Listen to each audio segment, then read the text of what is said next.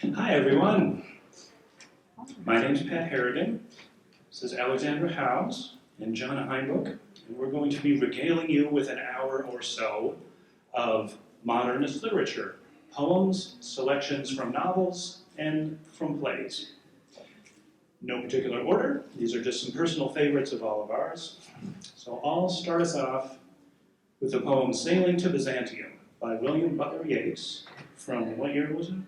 1928. 1928.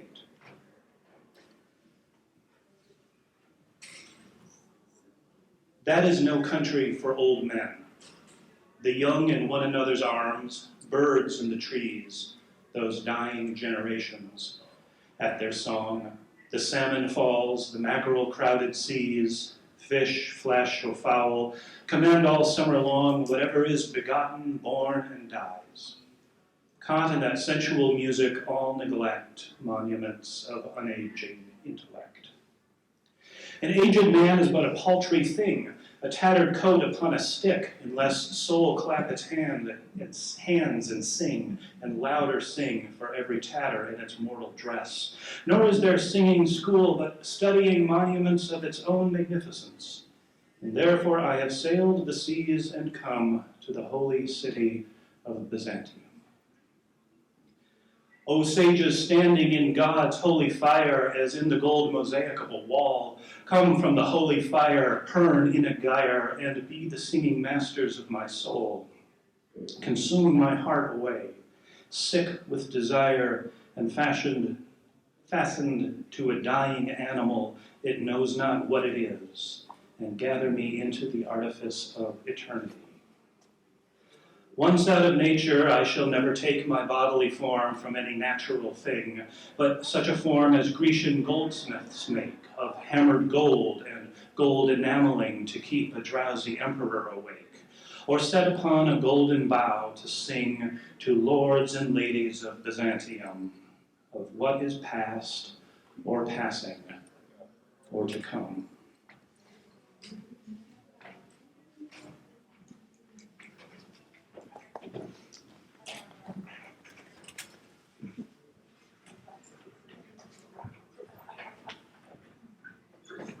We're going to proof rocket. And with respect to the Italian at the beginning of the poem, I will skip that. The Love Song of J. Alfred Prufrock by T.S. Eliot, 1915.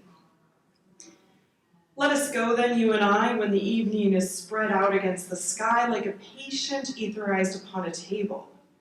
Let us go through certain half-deserted streets, the muttering retreats of restless nights in one-night cheap hotels and sawdust restaurants with oyster shells. Streets that follow like a tedious argument of insidious intent to lead you to an overwhelming question. Oh, do not ask, what is it? Let us go and make our visit. In the room, the women come and go, talking of Michelangelo.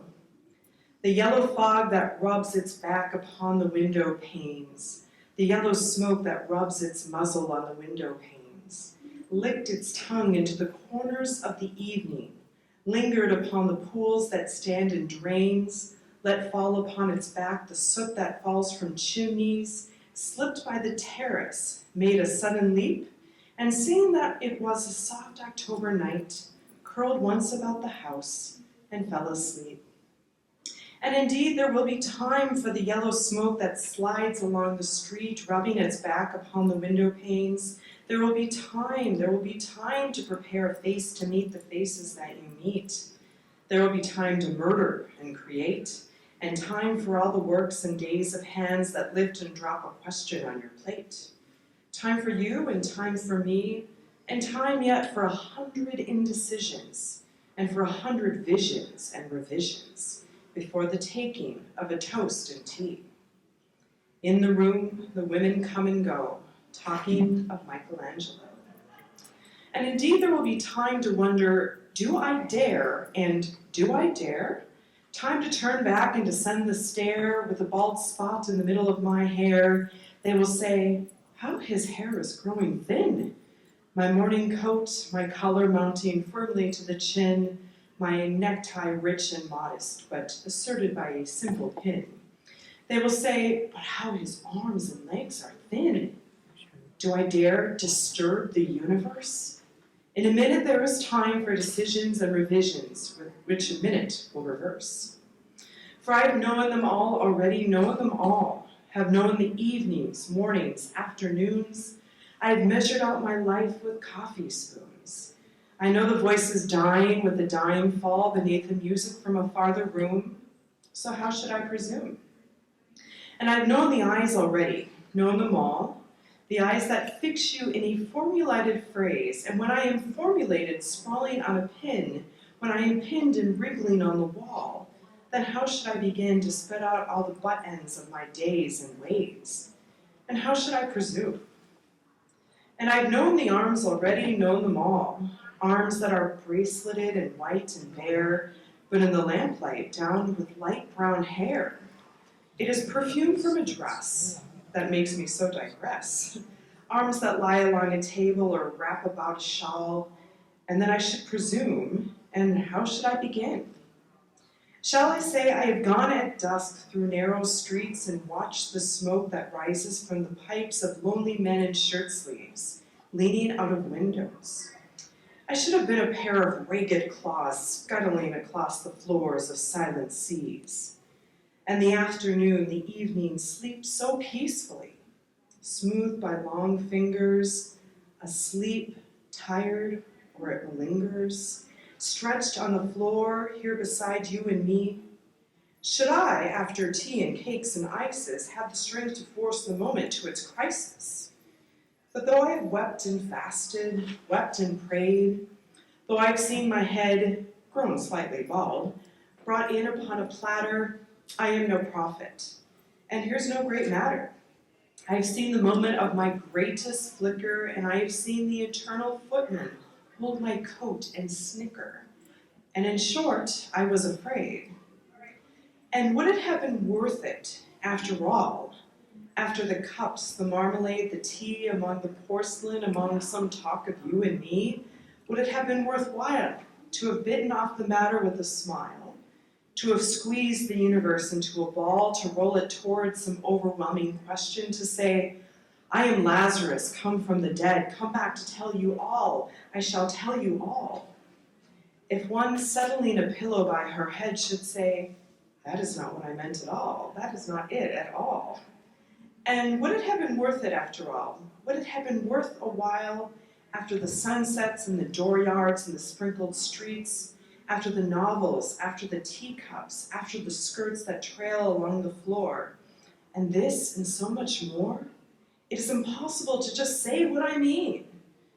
But as if a magic lantern threw the nerves and patterns on a screen, would it have been worthwhile if one, settling a pillow or throwing off a shawl and turning toward the window should say, that is not it at all, that is not what I meant at all. No, I am not Prince Hamlet, nor was meant to be. I'm an attendant lord, one that will do to swell a progress, start a scene or two, advise the prince, no doubt an easy tool, deferential, glad to be of use, politic, cautious and meticulous, full of high sentence, but a bit obtuse. At times, indeed, almost ridiculous, almost at times, the fool. I grow old, I shall wear the bottoms of my trousers rolled. Shall I part my hair behind? Do I dare to eat a peach? I shall wear white flannel trousers and walk upon the beach. I have heard the mermaids singing each to each. I do not think that they will sing to me. I have seen them riding seaward on the waves, combing the white hair of the waves blown back when the wind blows the water, white and black. We have lingered in the chambers of the sea, by sea girls wreathed with seaweed red and brown, till human voices wake us, and we drown.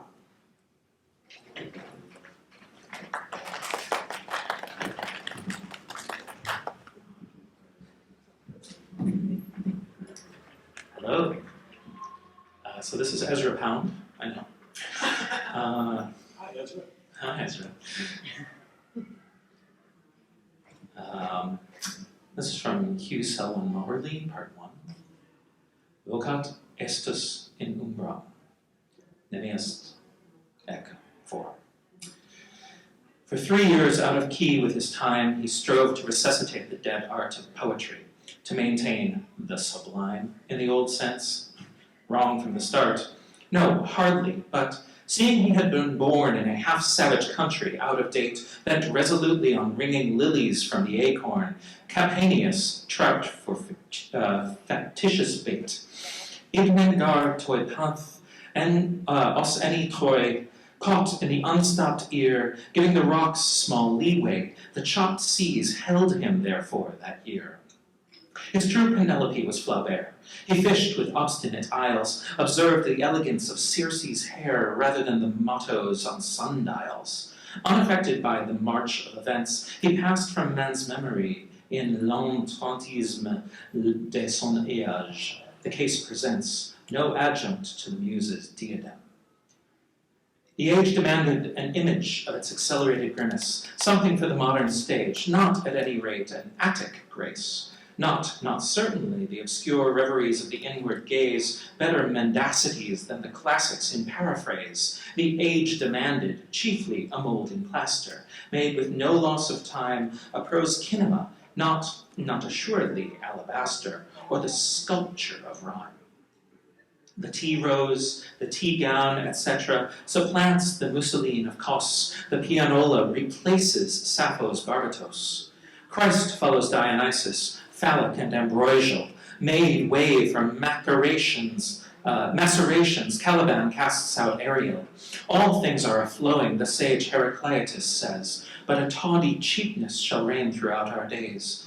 Even Christian beauty defects after Samothrace. We see it to Calon, decreed in the marketplace. Fawn's flesh is not to us, nor the saint's vision. We have the press for wafer, franchise for circumcision. All men in law are equals, free of Peristratus. We chose a knave or a eunuch to rule over us, a bright Apollo. Tinandra, Tineroa, Tina Theon. What god, man, or hero shall I place a tin wreath upon? These fought in any case, and some believing, pro domo in any case.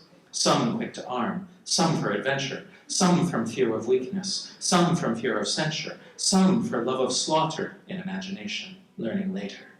Some in fear, learning love of slaughter. Died some pro patria, non dulce, non edicor. Walked deep, eye deep in hell, believing in old man's lies, then unbelieving. Came home to a lie, came home to many deceits, home to old lies and new infamy. Usury, age-old and age-thick, the liars in public places, daring as never before, wastage as never before, young blood and high blood, fair cheeks and fine bodies, fortitude as never before, frankness as never before. Disillusions as never told in the old days, hysterias, trench confessions, laughter out of dead bellies. There died a myriad, and of the best among them, for an old bitch gone in the teeth, for a botched civilization, charm, smiling at the good mouth, quick eyes gone under earth's lid, for too gross of broken statues, a few thousand battered books.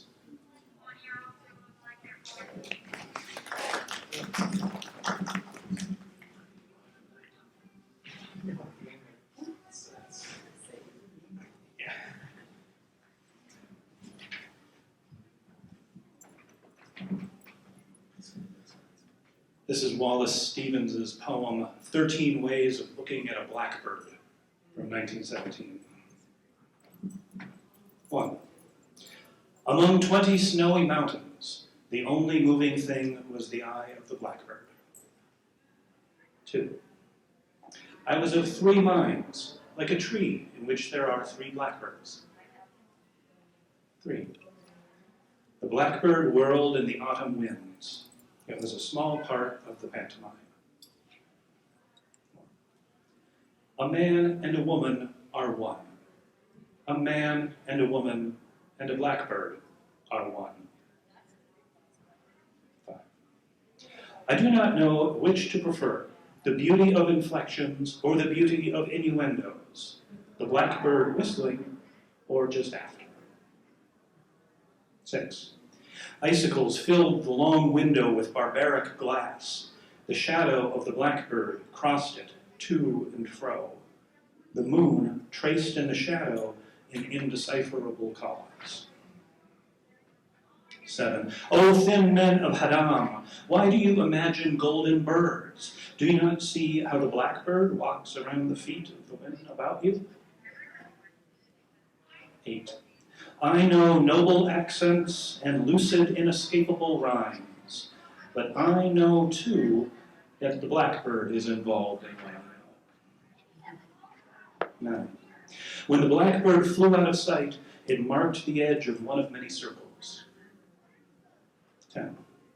At the sight of blackbirds flying in a green light, even the bogs of euphony would cry out sharply. 11. He rode over Connecticut in a glass coach. Once, a fear pierced him in that he mistook the shadow of his equipage for blackbirds. 12. The river is moving. The blackbird must be flying. 13. It was evening all afternoon. It was snowing, and it was going to snow. The blackbird sat in the cedar limbs.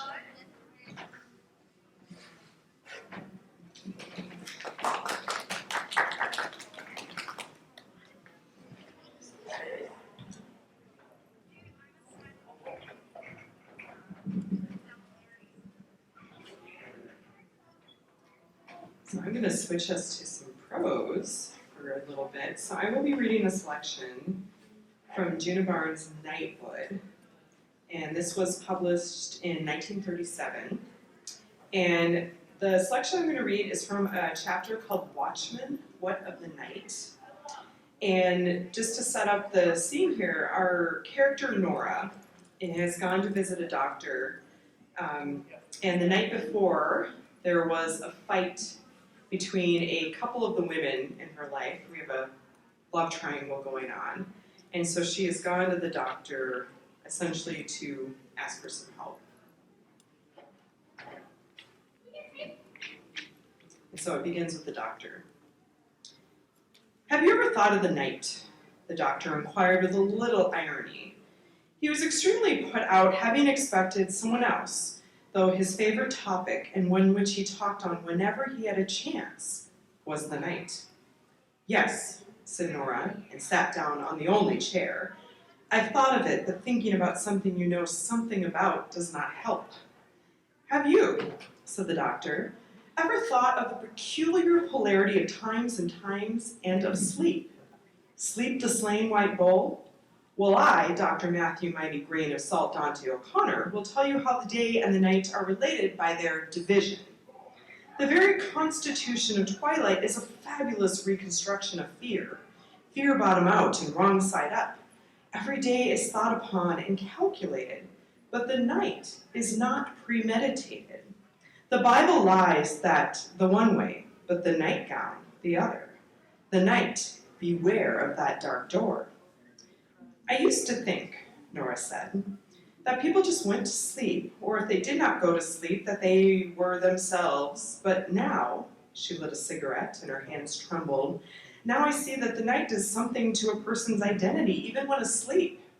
Ah, exclaimed the doctor, let a man lay himself down in the great bed and his identity is no longer his own. His trust is not with him, and his willingness is turned over and is of another permission. His distress is wild and anonymous. He sleeps in a town of darkness, member of a secret brotherhood, who neither knows himself nor his outriders. He preserves a fearful dimension and dismounts miraculously in bed. His heart is rumbling in his chest, a dark place. Though some go into the night as a spoon breaks easy water, others go head foremost against a new convivence. Their horns made a dry crying like the wings of the locust, late come to their shedding.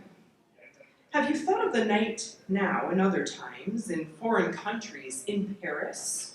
when the streets were gall-high with things you wouldn't have done for a dare's sake, and the way it was then, with the pheasants' necks and the goslings' beaks dangling against the hawks, the gallants, and not a pavement in the place, and everything gutters for miles and miles, and a stench to it that plucked you by the nostrils and you were 20 leagues out. The criers telling the price of wine to such effect that the drawn saw good clerks full of piss and vinegar and bloodletting in side streets where some wild princess in a night shift of velvet howled under a leech, not to mention the palaces of Nymphenburg echoing back to Vienna with the night trip of lake kings letting water into plush cans and fine woodwork. No, he said, looking at her sharply. I can see you have not. You should, for the night has been going on for a long time. She said, I've never known it before. I thought I did, but it was not knowing at all. Exactly, said the doctor. You thought you knew, and you hadn't even shuffled the cards. Now, the nights of one period are not the nights of another. Neither are the nights of one city the nights of another. Let us take Paris, for example, and France for a fact. Intercede for me now while yet I explain what I'm coming to. French nights are those which all nations seek the world over. And have you noticed that? Ask Dr. Mighty O'Connor. The reason the doctor knows everything is because he's been everywhere at the wrong time and has now become anonymous. But, Nora said, I never thought of the night as a life at all. I've never lived it. Why did she? I'm telling you of French nights at the moment, the doctor went on, and why we all go into them. The night and the day are two travels, and the French, gut greedy and fist tight though they often are, alone leave testimony of the two in the dawn. We tear up the one for the sake of the other. Not so the French. And why is that? Because they think of the two as one continually and keep it before their mind as the monks who repeat, Lord Jesus Christ, Son of God, have mercy upon me. Some 12,000 or more times in 24 hours, so that it is finding in the head, good or bad, without saying a word. Bowing down from the waist, the world over they go, that they may revolve around the great enigma, as a relative about a cradle. And the great enigma can't be thought of unless you turn the head the other way and come upon thinking with the eye that you fear, which is called the back of the head. It's the one we use when looking at the beloved in a dark place, and she is a long time coming from a great way. We swoon with the thickness of our own tongue when we say, I love you, as in the eye of a child lost a long while will be found the contraction of that distance, a child going small in the claws of a beast, coming furiously up the furlongs of the iris. We are but skin about a wind, with muscles clenched against mortality. We sleep in a long reproachful dust against ourselves. We are full to the gorge with our own names for misery, like the pastures in which the night feeds and prunes the cud that nourishes us to despair. Life, the permission to know death. We were created that the earth might be made sensible of her inhuman taste, and love that the body might be so dear that even the earth should roar with it. Yes, we who are full to the gorge with misery should look well around, doubting everything seen, done, spoken precisely because we have a word for it, and not its alchemy. To think of the acorn, it is necessary to become the tree. And the tree of night is the hardest tree to mount, the dourest tree to scale, the most difficult to branch, the most febrile to the touch, and sweats a resin and drips a pitch against the palm that computation has not gambled. Gurus who, I trust you know, our Indian teachers expect you to contemplate the acorn 10 years at a stretch, and if at the time you are no wiser about the nut, you are not very bright. And that might be the only certainty with which you will come away, which is a postgraduate melancholy, for no man can find a greater truth than his kidney will allow.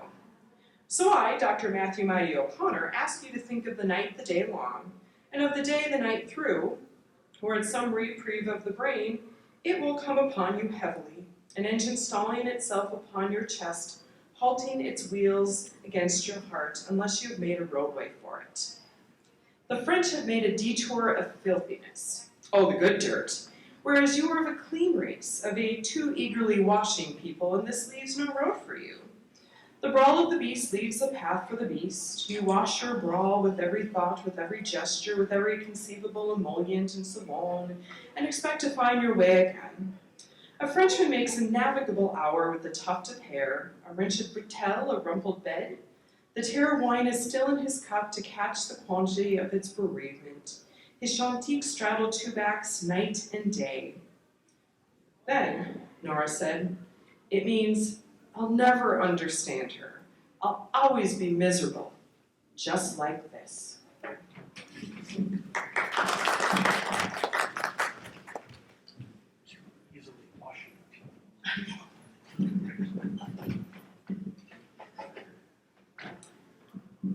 From the Manifesto of Futurism by Franco Martinelli. 1. We want to sing the love of danger, the habit of energy and rashness. 2. The essential elements of our poetry will be courage, audacity, and revolt. 3. Literature has up to now magnified pensive immobility, ecstasy, and slumber. We want to exalt movements of aggression, feverish sleeplessness, the double march, the perilous leap, the slap and the blow with the fist. 4. We declare that the splendor of the world has been enriched by a new beauty, the beauty of speed, a racing automobile with its bonnet adorned with the great tubes like serpents with explosive breath. A roaring motor car which seems to run on machine gun fire is more beautiful than the victory of Samothrace. 5. We want to sing the man at the wheel, the ideal axis of which crosses the earth, itself hurled along its orbit. 6. The poet must spend himself with warmth, glamour, and prodigality to increase the enthusiastic fervor of the primordial elements. 7. Beauty exists only in struggle. There is no masterpiece that has not an aggressive character. Poetry must be a violent assault on the forces of the unknown, to force them to bow before man. 8. We are on the extreme promontory of the centuries. What is the use of looking behind at the moment when we must open the mysterious shutters of the impossible? Time and space died yesterday. We are already living in the absolute since we have already created eternal, omnipresent speed. 9. We want to glorify war. The only cure for the world, militarism, patriotism, the destructive gesture of the anarchists, the beautiful ideas which kill, and contempt for women. 10. We want to demolish museums and libraries, fight morality, feminism, and all opportunist and utilitarian cowardice. 11.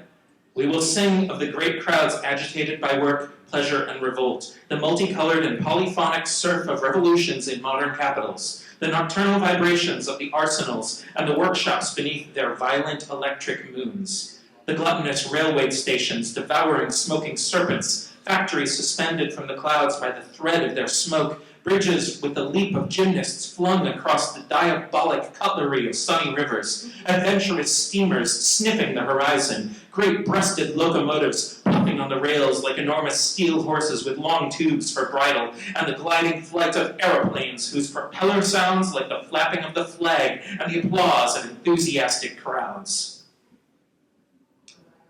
Yeah, those libraries. Libraries, fascism, they turn towards fascism. I know, right? Libraries. Oh, it was right there. It was right there. Yeah. Yeah, I think. Got to hear a little James Joyce today, right? Yay! One page that we will spend 3 weeks on Wednesday. So this isn't quite so difficult. So the situation is this. This is a selection from Chapter 3 of James Joyce's 1916 novel, A Portrait of the Artist as a Young Man. And the situation is that Stephen, who is our young hero, he's a teenager. He's a stand-in for Joyce. They live in Dublin. He lives in Dublin. He has just last evening visited a prostitute for the first time. And now he is at Mass, and this is the sermon that is given that day. Now let us try for a moment to realize as far as we can the nature of that abode of the damned which the justice of an offended God has called into existence for the eternal punishment of sinners. Hell is a strait and dark and foul-smelling prison, an abode of demons and lost souls, filled with fire and smoke. The straitness of this prison house is expressly designed by God to punish those who refused to be bound by his laws. In earthly prisons, the poor captive has at least some liberty of movement, were it only within the four walls of his cell or in the gloomy yard of his prison. Not so in hell.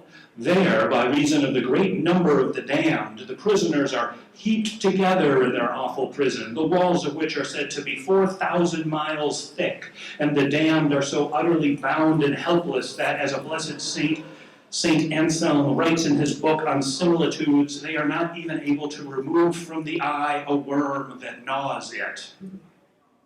They lie in exterior darkness, for remember, the fire of hell gives forth no light. As, at the command of God, the fire of the Babylonian furnace lost its heat, but not its light, so, at the command of God, the fire of hell, while retaining the intensity of its heat, burns eternally in darkness. It is a never-ending storm of darkness, dark flames and dark smoke of burning brimstone, amid which the bodies are heaped one upon another without even a glimpse of air. Of all the plagues with which the land of the Pharaohs were smitten, one plague alone, that of darkness, was called horrible.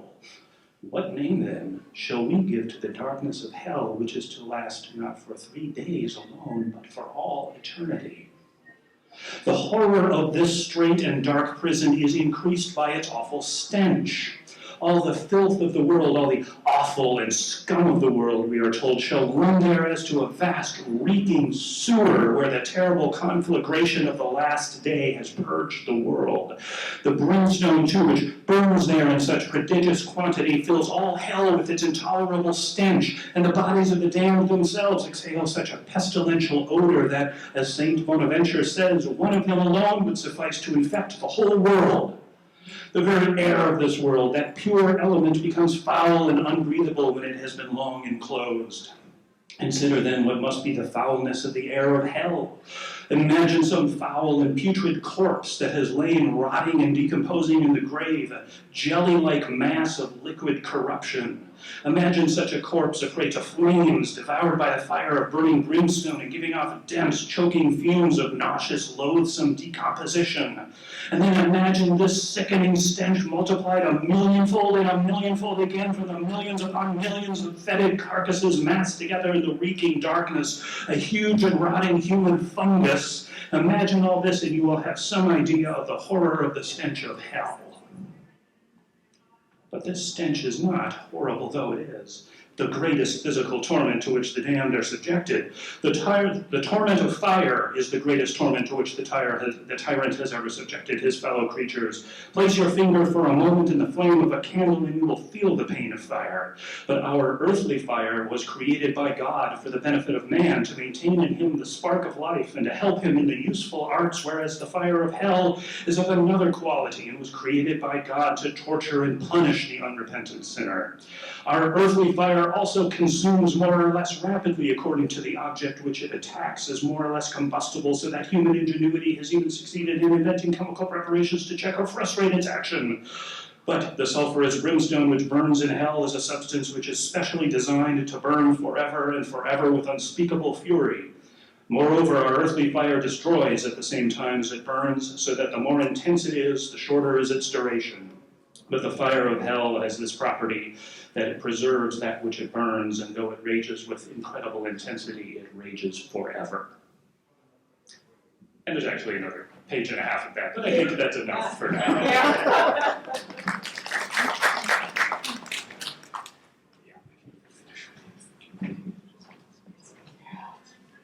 So following on the heels of James Joyce, his personal secretary, Samuel Beckett, was influenced by a lot of Joyce's readings and writings.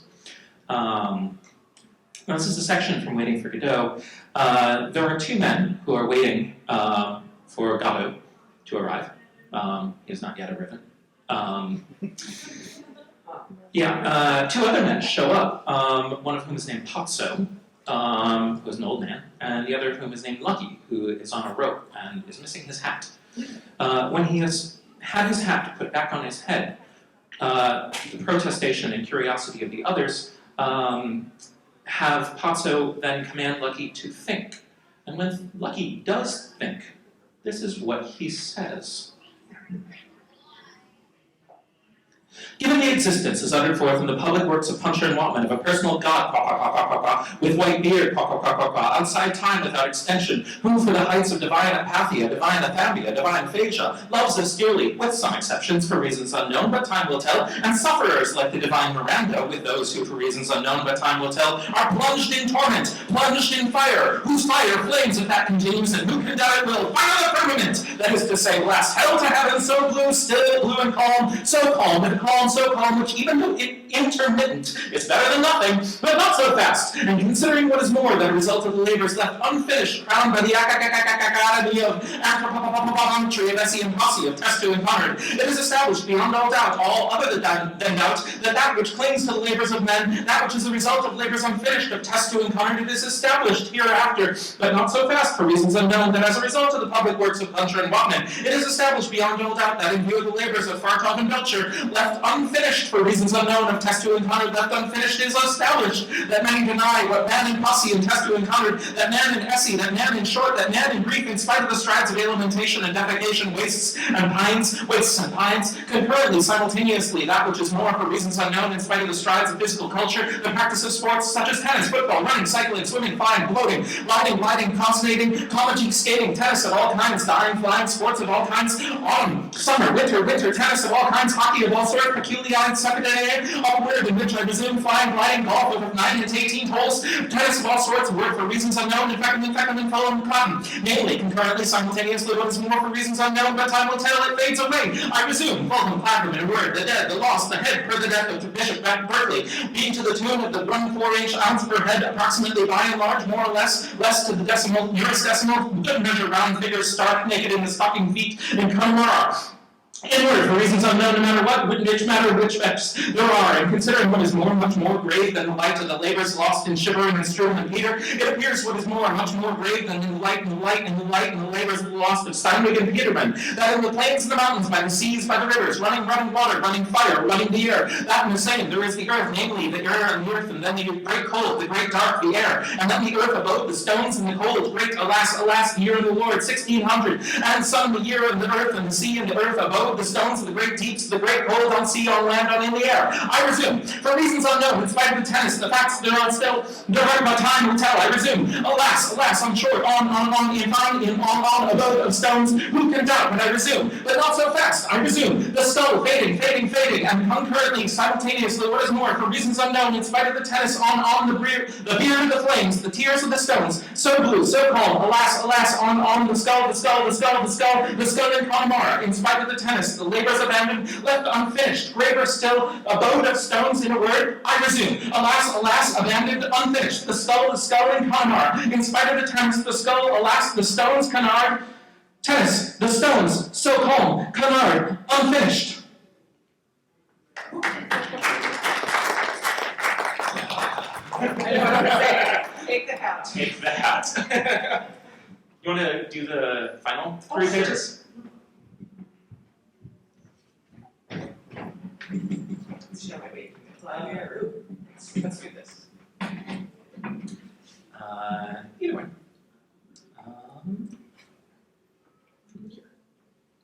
What's wrong with you? Nothing. I'm going. So am I. Was I lying asleep? I don't know. Where shall we go? Not far. Oh yes, let's go far away from here. We can't. Why not? We have to come back tomorrow. What for? To wait for Godot. He didn't come, No. and now it's too late. Oh yes, now it's night. And if we dropped him, He'd punish us. Everything's dead but the tree. what is it? It's the tree.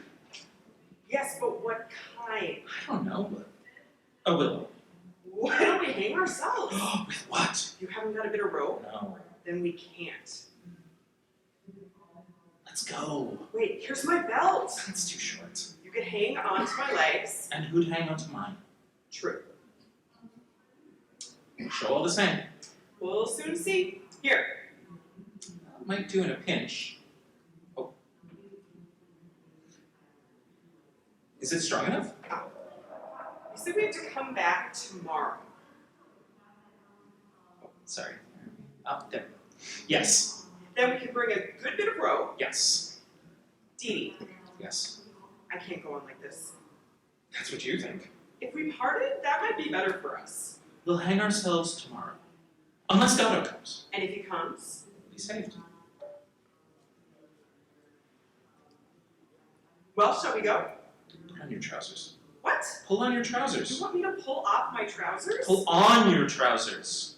True. Well, shall we go? Yes, let's go. They do not. And they do.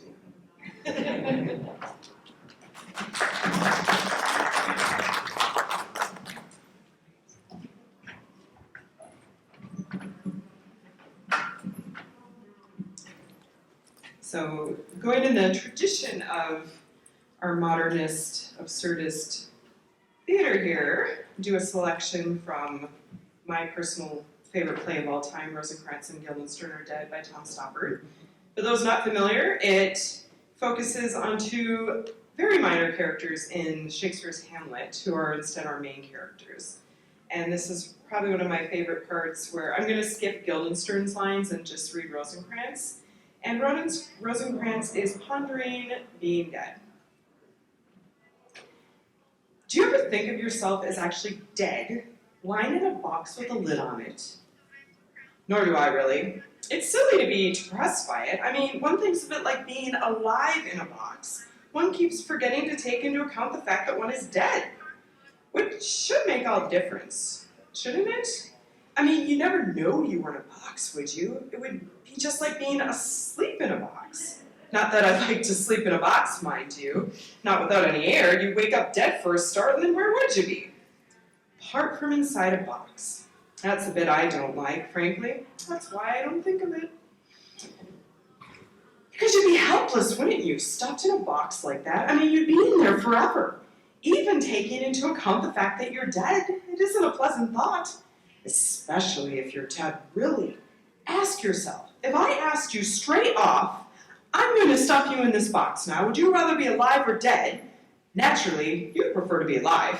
Life in a box is better than no life at all, I expect. You'd at least have a chance, at least. You could lie there thinking, well, at least I'm not dead.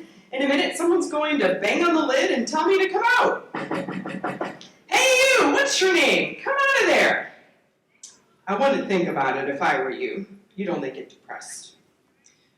Eternity is a terrible thought. I mean, where's it going to end?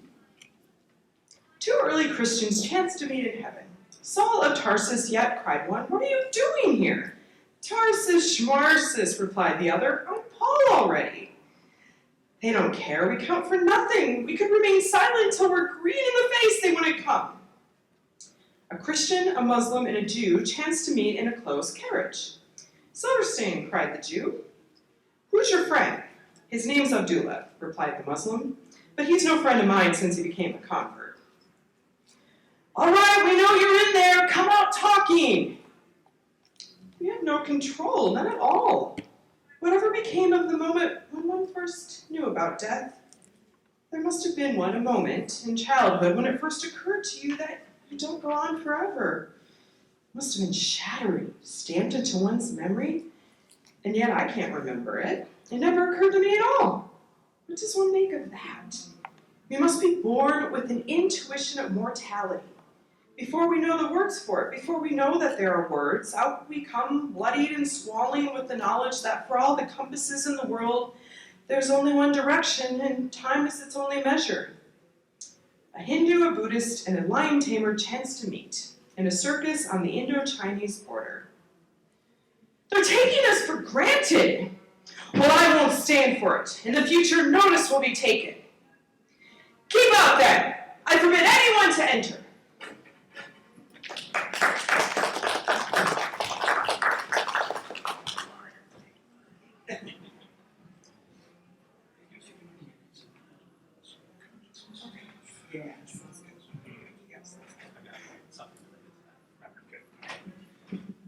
earlier this afternoon when we were doing our panel presentation, we talked for a little bit about the characteristic modernist literary device, the stream of consciousness.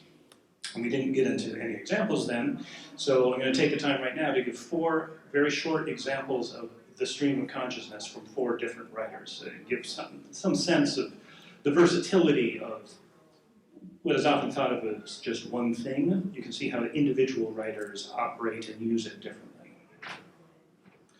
So this first selection is a paragraph it's the opening of Volume 1 of Marcel Proust's novel In Search of Lost Time, from 1913. This is translated from the French in the usual English translation. For a long time, I used to go to bed early. Sometimes, when I had put out my candle, my eyes would close so quickly that I had not even time to say, I'm going to sleep. And half an hour later, the thought that it was time to go to sleep would awaken me.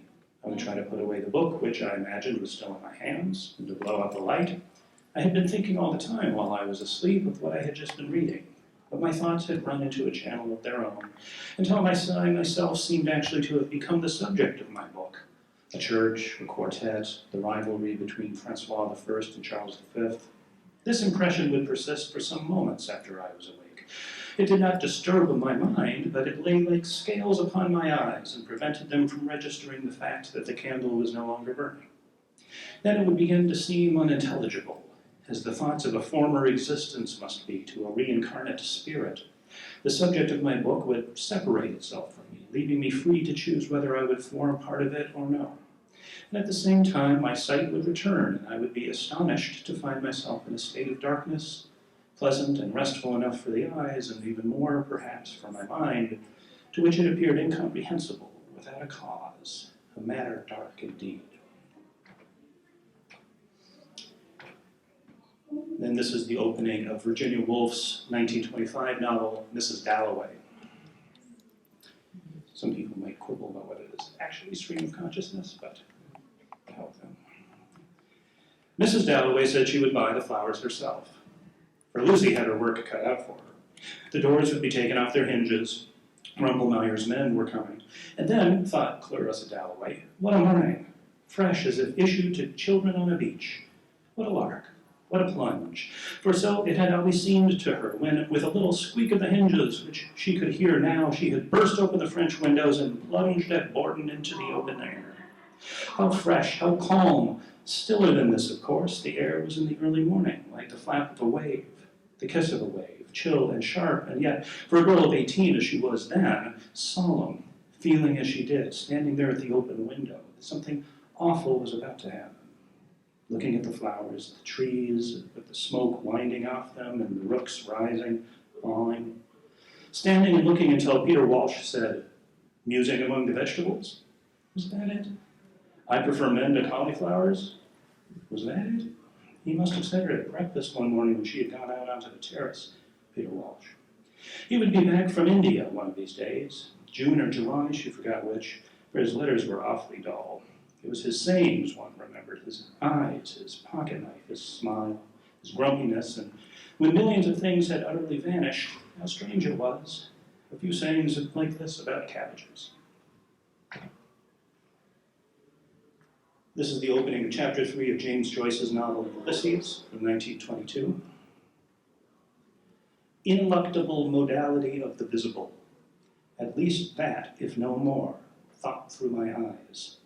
Signatures of all things I am here to read, sea spawn and sea rack, the nearing tide, that rusty boot, snot green, blue silver, rust, colored signs, limits of the diaphane. But he adds, in bodies. And he was aware of them bodies before of them colored. How? By knocking his sconce against them, sure. Go easy.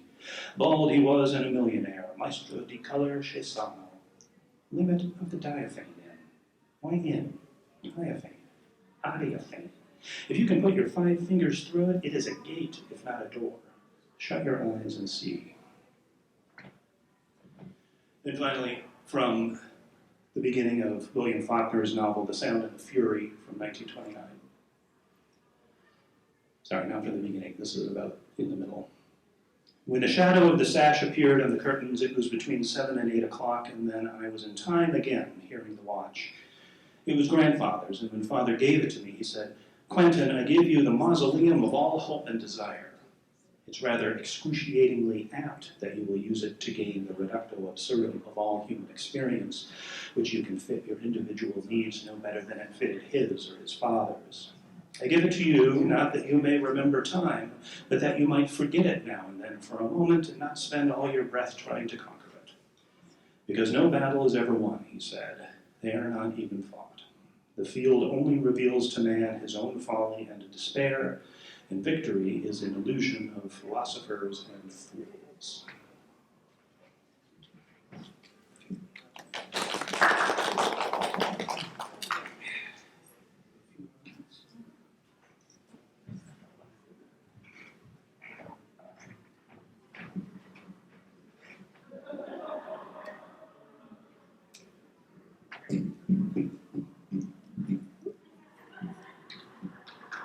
Alright, this is Waltz by Edith Sitwell, Dame Edith Sitwell, according to the internet. And it was published sometime in between 1920 and 1935. Daisy and Lily, lazy and silly, walk by the shore of the long grassy sea, tucking once more 'neath the swan-bosomed tree. Rose castles, tourelles, those bustles where swells each foam bell of ermine, they roam and determine what fashions have been and what fashions will be. What tartan leaves born, what crinolines worn, by Queen Thetis, Perlices, of tartaline blue, like the thin plaited leaves that the castle crags grew. Or veloured the fawn on the water god's land, her hair seemed gold trees on the honey cell sand, when the thickest gold spangles, on deep water seen, were like twanging guitar and like cold mandolin. And the nymphs of great caves with hair like gold waves of Venus, or Tarletine, Louise and Charlottine, Boreas' daughters. And the nymphs of deep waters, the nymph Tagliolini, greasy the Ondine, were plaited Victoria and thin Clementine.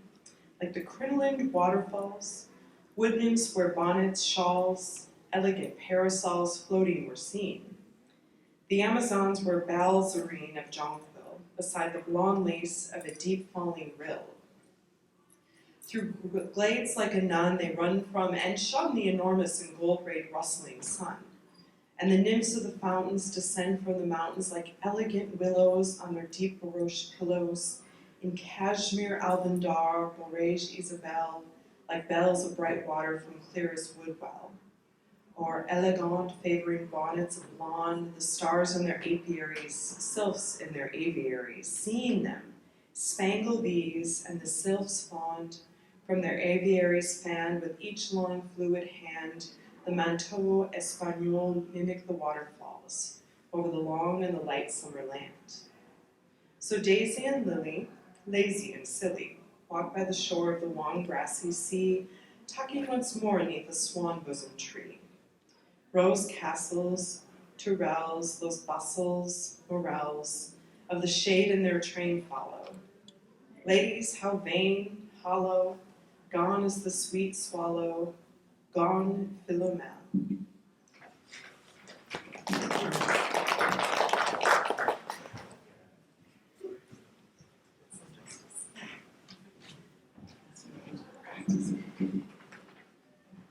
And we're just nearing our time. We've got about 5 minutes left here. So this is Tristan Tzara, Romanian Dadaist, on how to make a Dadaist poem, method of Tristan Tzara. To make a Dadaist poem, take a newspaper, take a pair of scissors, choose an article as long as you are planning to make your poem. Cut out the article. Then cut out each of the words that make up this article and put them in a bag. Shake it gently. Then take out the scraps one after the other in the order in which they left the bag. Copy conscientiously. The poem will be like you.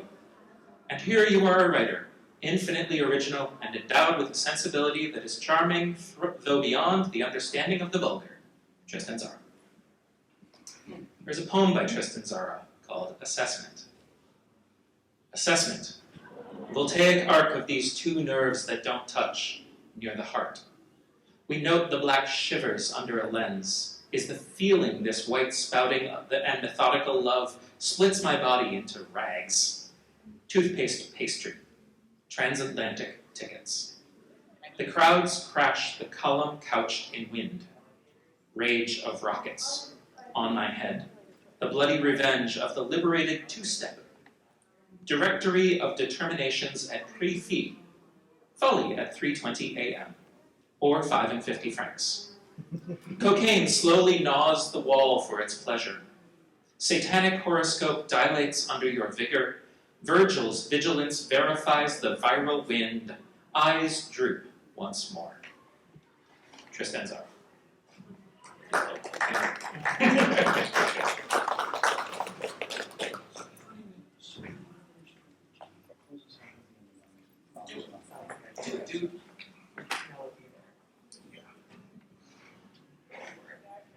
So our final selection of the afternoon thought it appropriate to end with the closing lines from James Joyce's novel Ulysses.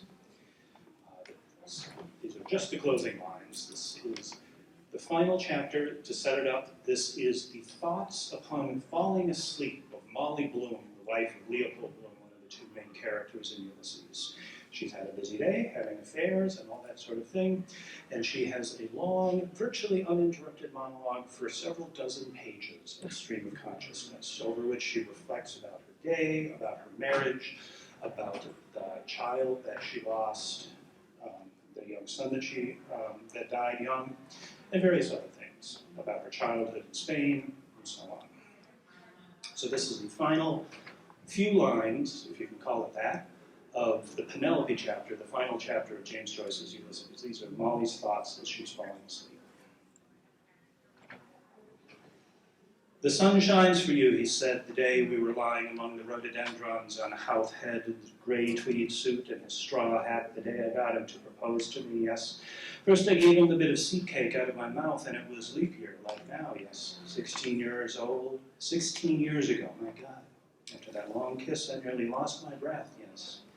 He said I was a flower of the mountain, yes, so we are flowers all, a woman's body, yes. That was one true thing he said in his life. The sun shines for you today, yes. That was why I liked him, because I saw he understood or felt what a woman is, and I knew I could always get around him, and I gave him all the pleasure I could, leading him on till he asked me to say yes. And I wouldn't answer first, only looked out over the sea and the sky.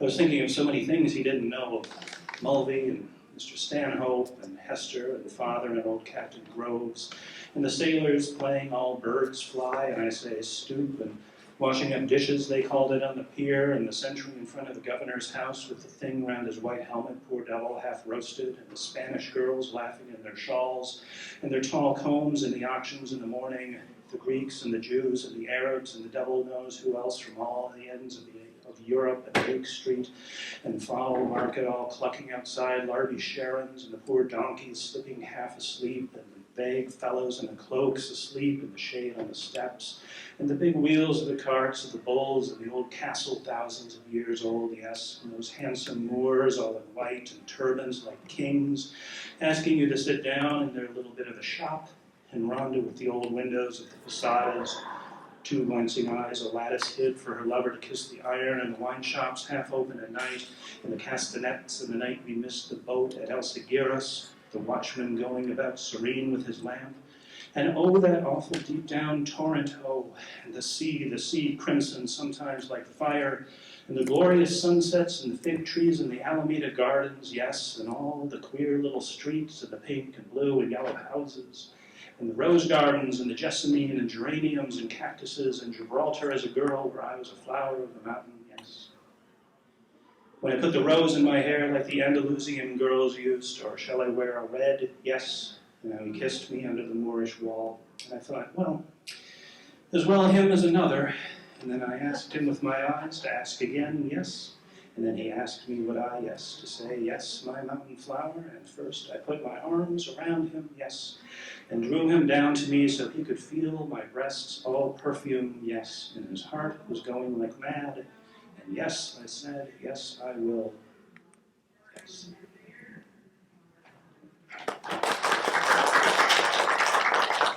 Thank you everyone for coming to our panel and performance. Yeah.